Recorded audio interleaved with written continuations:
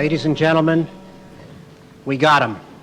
Down goes Gadhafi. It appears down goes Gadhafi. So right now, we have not gotten Gadhafi captured yet, but it appears that he has lost control of Tripoli. 2 of his sons are gone, meaning Saif al-Islam, and 2 other sons are actually been captured. Then we've got Khamis and Mutassim, who are still apparently fighting. So a couple of sons out there and a couple of sons detained. One of the sons detained said, "Me? No, I've been with the Libyan people the whole time. What, there's a war going on? I didn't know that. No, I've always been for freedom." Come on, dude. Come on. Okay. His prime minister has already fled to Tunisia. And people in Tunisia are like, we don't know why he showed up here. But he, you know why? Because he had to get the hell out of Tripoli. Okay? Because it's over. OVAH. Gaddafi's done. Okay. Now, who's the man who supported the Libya policy when almost no one else did? Hey, Jesus, can you remind me who that was? Let's just take a quick look here. But when you go to the substance of whether they should have done the no-fly zone or not, if I was in Congress, would I have voted for it? Given the limited scope of it, yes, I would have agreed to it. It's very ironic because I'm usually very tough on Obama, as people who watch this show know, and I get a lot of heat from progressives, well, not really progressives, but from Democrats for being that way. But it looks like the only country who's really supporting him fairly wholeheartedly on the substance of this is me. Of course, that's a wild overstatement. I'm sure other people support him on it as well. But there have been a lot of people in the news coming out and saying, I think it's a good policy.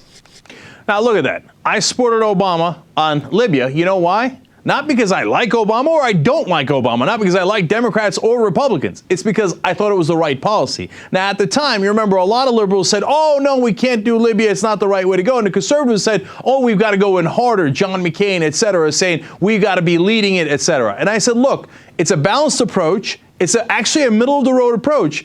But it depends on what the situation is. And in this case, a middle-of-the-road approach made sense. I didn't want ground troops in there because they don't work. They become counterproductive.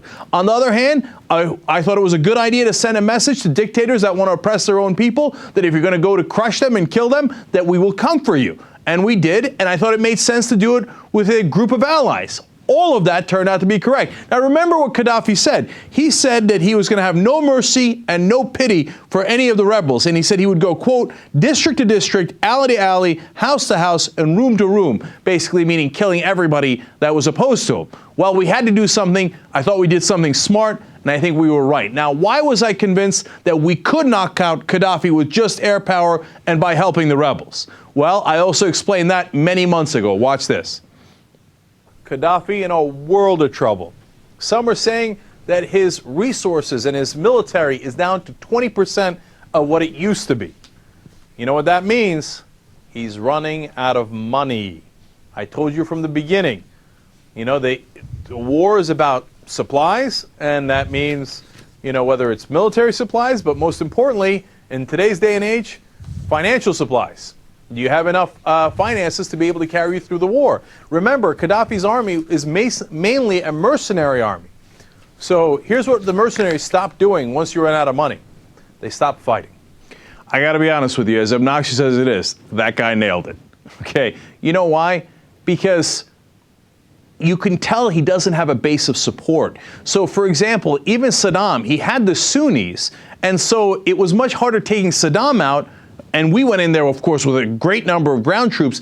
Taking him out in the beginning was easy because our firepower overwhelms them. But remember how long the insurgency took, because there was a sizable group of Iraqis who didn't want to lose that power.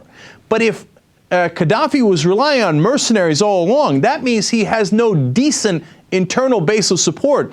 And in fact, that was proven once the rebels got to Tripoli. Because Gadhafi and others had been saying, and so-called experts had been saying, oh, but Gadhafi's got a real base in Tripoli. But it turns out he didn't at all. In fact, there was a story out today about how a dentist came out with a rifle saying, I'm going to get him.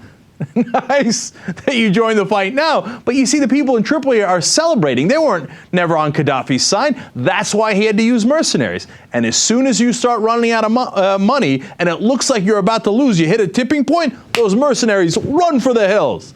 And that's exactly what's happened. That's why Gadhafi lost. That's why the Obama administration position on this was correct and was actually vindicated today. Now, are the Republicans satisfied with that? Of course not. Of course not. Yeah, a total victory with no ground troops. Is that enough? Of course it's not enough. John McCain and Lindsey Graham have sent out a letter, and here's what it says. Quote, Americans can be proud of the role our country has played in helping to defeat Gadhafi. Okay, good. But we regret that this success was so long in coming due to the failure of the United States to employ the full weight of our air power. In other words, no matter how right Obama got it, it doesn't matter. At the end, on the day that he's proven right, we're going to blame him anyway. Say, yeah, he won, but he could have won so much, he could have won earlier if he had just listened to us. Weird that the Republicans won't give him credit on that. I didn't see that coming. Look, I want to emphasize this because I think this is really important. This isn't about personalities. This isn't about a cult of personality. This isn't about team play for me, okay? It's not about whether I like or don't like Obama or the parties. You've got to, and I'm saying this not for myself, but for all of you, you've got to analyze every issue on its own merits. You can't go in there blinded by who you think you like or what team you think you're on, right? And it was a tough call, obviously, on Libya, given that there wasn't a lot of internal support, and the polling showed that as well. Immediately, the polling fell under 50% within the first week of our efforts there. But if it makes sense, you support it. It doesn't matter who's in power.